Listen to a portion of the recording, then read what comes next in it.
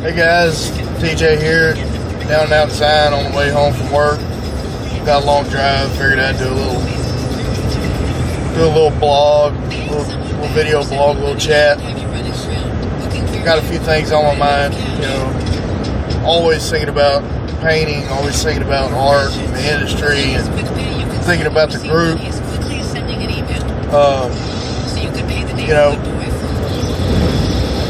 I always wonder, what I can do to be better, what I can do to, progress and get to that level that I want to be at. I don't feel like I'm where I need to be. I really desire to be a professional. I really want to be up there in the same category as the people we look up to, And art is subjective in the fact that, what one person likes, another may not. Don't know art, but I know what I like type thing. Do you want to be a photorealist? Do you want to do custom culture work?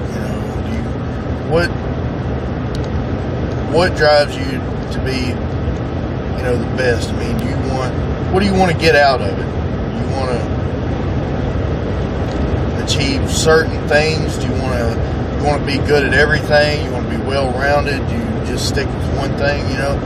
Well, I want to be good at everything. I want to be able to pick up an airbrush or a pencil and draw or paint anything that comes to my studio. But I fall in the same trap of, the same loop, the rut of doing skulls, hellfire and brimstone and pinups all the time, and I try to steer away from that. It's just so hard because it's so cool to look at, but, if you don't ever paint anything that you don't like or, you're not good at, then you're not going to get any better. You're not going to experience any heartache with it, So, you don't have to like it, but every once in a while, hell, I've painted ballet slippers on canvas. I've painted cartoon characters. I painted a 50-foot, 14-foot high Mardi Gras float for the Mardi Gras down here in my area for the Port Arthur Mardi Gras. And it took me, just working weekends, I work, Monday through Thursday at my day job, so on the weekends, I was able to work on it quite a bit. So, but it took me a solid, 3 months of work. Wasn't really what I wanted to do. It was pretty cartoony. The guys already had a specific,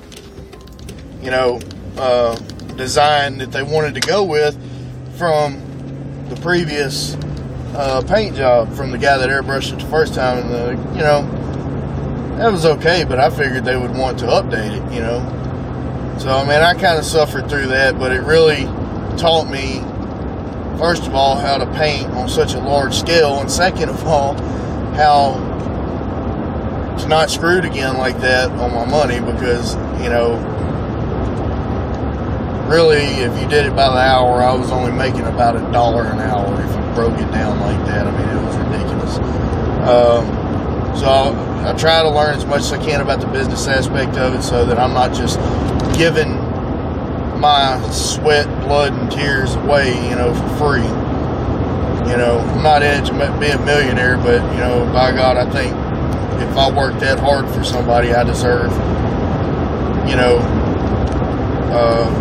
I deserve what's mine, and I put myself out there and try and do the best job I can do, and everybody thinks every artist wants to work for free. Well, why the hell do you think that, an artist should work for free? And I ask people that all the time. I got bills just like you do. I had to buy this paint, I had to buy this tape, I had to buy this airbrush. I don't understand why people insist on believing that, airbrush artists need practice on their old junk helmet or practice on an old tailgate that they got laying around that they want to put on their truck. some people are just completely oblivious to what goes on in our community. You know, it is our art form is very difficult sometimes, very labor intensive, and you know, some people just don't appreciate that, and they'll never know what goes into it until they actually, having seen it done, you won't know. So, but kind of rabbit trailed on that. But you know, I really, you know, like I've said before, I think that my desire exceeds my talent. You know, Corey Taylor said this, you know, the people that want it more than their talent will let them have, they got to work harder. They got to make their talent work for them. They got to do more homework, do more studying, you know, and you know, I really appreciate the abilities that I do have. I study classical art, you know, traditional, you know, everything, tattoo, sculpture, you name it. If it is art, has any sort of handcrafted, you know, human element to it, I want to know about it and I want to study it. You know, the airbrush is just my medium. That is my particular, you know, weapon of choice. But you know, the whole art philosophy